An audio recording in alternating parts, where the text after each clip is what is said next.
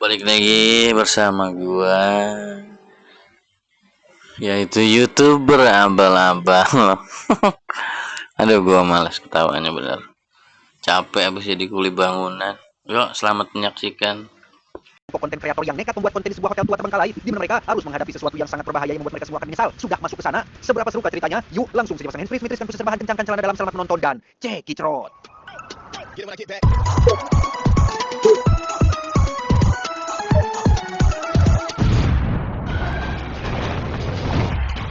Kisah akan berfokus pada sekelompok remaja. Ada Rick si ketua, Diane sang pemberi ide sekaligus pacarnya si Rick, Cora si pembobol kunci, dan Vernon pacarnya yang bertugas sebagai tukang dokumentasi. Mereka adalah konten kreator, YouTuber pemula yang sering sedang mencari viral dengan melakukan berbagai hal berisiko tinggi. Salah satunya seperti sekarang ini, mereka menaiki sebuah kereta dan matupat secara ilegal tepat saat kereta sedang melewati sebuah terowongan. Dan inilah tujuan mereka, sebuah tempat atau ruangan yang sudah lama terkunci. Bertugas sebagai pembobol kunci, Cora pun langsung masuk melakukan aksinya dan berhasil membuka pintu itu dari dalam. Sesampainya di dalam, mereka akhirnya menemukan yang dicari, yaitu sebuah grafiti atau gambar artistik yang dibuat oleh seorang seniman terkenal saat dirinya masih menjadi gelandangan, di mana karya yang dibuat pada tembok ini dianggap memiliki nilai yang sangat tinggi dan jarang orang ketahui, sehingga ketika mereka menjadi orang pertama yang menemukannya, tentulah video yang mereka buat akan ditonton oleh banyak orang. Alih-alih hanya melihat dan mendokumentasikan tempat ini, salah satu kru sewaan bernama Jack malah mengambil potongan gambar itu untuk dibawa pulang. Sebagai ketua tim, Rick yang melihat pun langsung menyuruh Jack untuk berhenti sampai akhirnya Get your shit and go, gone. setelah Jack pergi membawa potongan gambarnya, Rick pun sempat kesal karena Jack telah melanggar aturan hidupnya. Tak lama, terdengar suara beberapa penjaga stasiun yang datang mendekat sehingga lolos dari kejaran penjaga, Rick dan kawan-kawan langsung mengupload video itu ke akun YouTube-nya, dan setelah beberapa hari menunggu, video itu hanya mendapatkan 82 views saja, jauh dari ekspektasi mereka yang menganggap ini akan viral. Karena tujuan utama mereka adalah viral dan mendapatkan banyak penonton, teman-teman Rick pun sempat menyarankan agar mereka ganti konten saja menjadi konten mukbang, tapi karena mustahil mengalahkan seorang Tan Boy Kun, mereka pun tidak jadi melakukannya. I think we're just irrelevant. Tak lama, Rick pun menunjukkan kertas berisi cetakan asli bangunan sebuah hotel tua di Terbengkalai. Hotel itu bernama Paragon, dibangun oleh seorang pria bernama Morgan yang juga merupakan pemilik hotel itu sendiri. Usut punya usut, Morgan menyimpan uang sebanyak 300 juta dolar di hotel itu, atau sekitar berapa ya 300 juta dolar? Coba di searching di Google lah. Katanya banyak orang yang mencoba datang ke sana tapi tidak kembali lagi, sehingga ini akan menjadi tema menarik untuk konten mereka selanjutnya. We document and that is it. Before you get any ideas, we go in as a team. Belum selesai membahas Hotel Paragon, Rick dan kawan-kawan mendadak dikejutkan oleh unggahan video dari akun YouTube-nya si Jack. Tidak seperti yang mereka duga, Jack adalah seorang pengkhianat yang ternyata punya akun YouTube sendiri. Ia menunjukkan potongan gambar itu ke para penonton, dan yang lebih parah lagi adalah Jack mulai bergaul dengan kelompok remaja berandalan yang dikenal lebih nekat dan sering membuat konten yang di luar batas. Full psycho. Tanpa yang lain sadari, Diane diam-diam ngasih komentar di video tersebut bahwa dia dan timnya akan membuat konten di Hotel Paragon. Itu Diane lakukan dengan maksud untuk memanas-manasi saking kesalnya Diane terhadap perilaku Jack yang sudah mengkhianati teman-temannya. Malamnya, Rick dan kawan-kawan langsung menyiapkan berbagai perlengkapan untuk melakukan penelusuran malam ini, di mana mereka kedatangan seorang tamu bernama Frank yang merupakan seorang jurnalis yang katanya berminat untuk mengikuti petualangan mereka di Hotel Paragon. Frank mengetahui rencana ini dari postingan Instagram Diane tadi sore dan langsung mengajukan diri untuk ikut dalam penelusuran ini. I trust you. Berlima, Rick, Diane, Vernon, Cora, dan Frank pun akhirnya sampai di Hotel Paragon yang berlokasi di pesisir pantai. Meski tadi di depan ada peringatan "Do not enter" yang artinya jangan masuk, Rick dan kawan-kawan tetap nekat masuk ke dalam sebuah terowongan yang merupakan satu-satunya jalan masuk ke dalam Hotel Paragon ini. Semakin lama mereka berjalan, semakin sempit lubang terowongan yang harus mereka lalui, di mana Rick dan kawan-kawan bahkan sampai harus merangkak melewati lubang gelap yang sangat panjang, dan tiba-tiba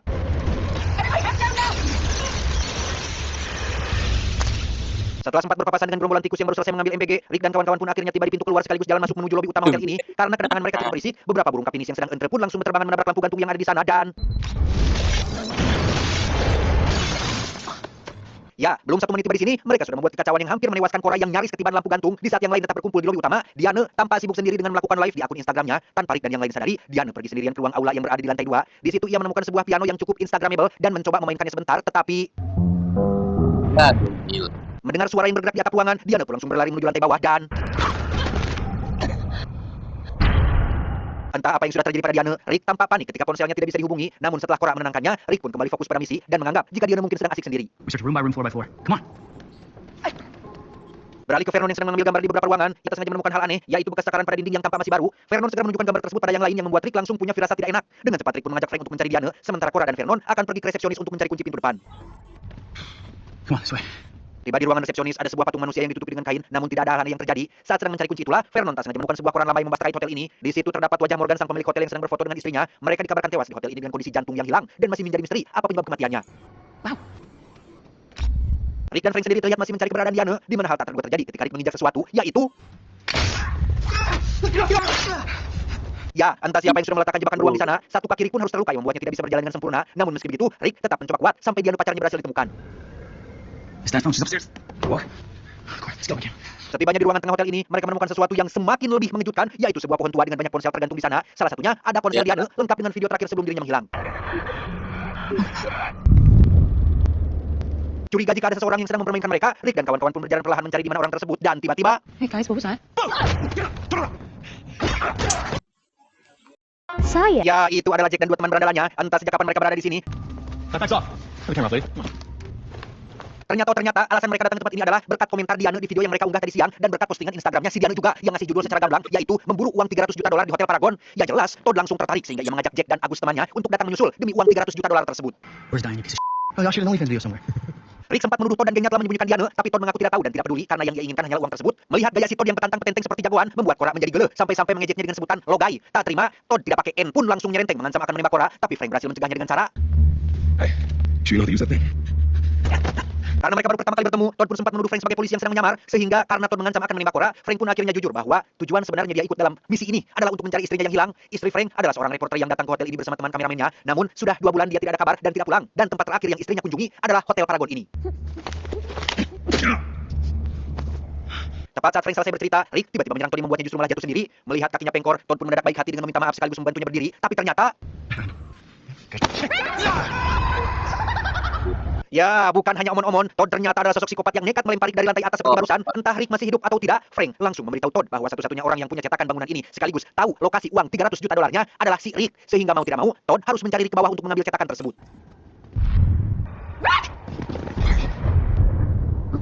Dan ya, mereka nyaris jatuh ke dalam lubang yang tak apa penyebab lantainya bisa bolong seperti ini. Karena tubuh Rick terlihat berada di seberang, Cora pun disuruh melewati lubang itu. Karena dari mereka semua, hanya Cora lah yang dikenal lincah dan suka loncatan.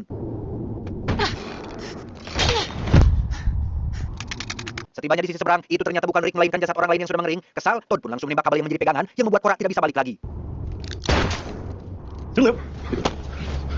Alih-alih mencari jasad Rick di sisi lain, Todd dan semua orang tiba-tiba dikejutkan oleh suara perempuan yang berasal dari dalam salah satu kamar. Penasaran, mereka pun masuk ke sana dan tidak ada apa-apa di dalam kamar itu kecuali sebuah lemari tua di mana Agus perlahan membuka lemari tersebut dan tebak apa isinya? Walah, kosong. Ya, itu adalah teman istrinya Frank yang ternyata masih hidup dengan kondisi fisik tubuh yang kurus kerontang. Di saat Frank bertanya dengan istrinya, si man ketakutan mengatakan bahwa kita semua akan mati hingga tak lama. Mendengar ada suara yang mendekat, Todd pun langsung menutup tirai dan meminta diambilkan kacamata night vision untuk bisa melihat dalam kegelapan dan ya, Jack terlihat sudah maut dengan batang besi menancap tepat di mulutnya. Yang tersisa adalah entah makhluk apa yang muncul barusan, si teman pun ikut tewas akibat tembakan nyasar dari Todd dan Agus barusan. Di mana pada saat yang sama, Cora yang sendirian terlihat memasuki salah satu kamar sampai akhirnya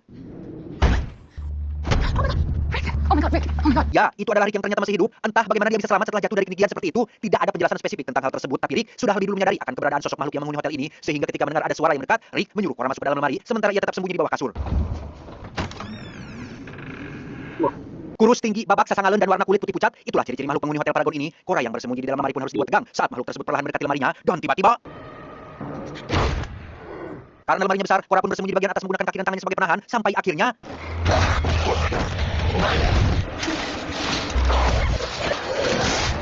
Cora pun kabur ke dalam lift setelah Rick berhasil mengalihkan perhatian si makhluk. Cora pun pergi ke salah satu lantai dan berhasil menemukan satu ruangan yang merupakan tempat penjaga mengawasi kamera CCTV di hotel ini.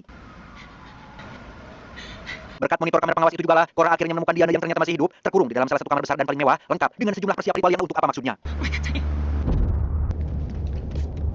Tak hanya bisa memantau teman-temannya dari monitor CCTV, Cora juga menemukan sejumlah kaset lama yang merekam berbagai kejadian di hotel ini, termasuk satu kaset berisi video pengakuan dari Morgan pemilik Hotel Paragon itu sendiri. Oh, A powerful secret has been shared with me. Disinilah terungkap jika Morgan adalah seorang pengabdi setan yang sudah melakukan ritual keabadian. Makhluk yang kita lihat barusan tidak lain adalah si Morgan itu sendiri yang sudah bertransformasi menjadi makhluk campuran antara iblis dan manusia. Di dalam kitab setan yang saat ini dia temukan, dijelaskan bahwa siapapun yang ingin hidup abadi dan menguasai ilmu hitam, maka harus berani memakai jantung. Memakan jantung manusia mentah-mentah, tidak boleh dimasak apalagi dibuat semur. Setelah fisik berubah seperti yang terjadi pada Morgan saat ini, maka langkah selanjutnya adalah mencari sosok perempuan untuk dijadikan pengantin dan harus ditumbalkan dalam ritual terakhir seperti yang akan menimpa Diana sebentar lagi.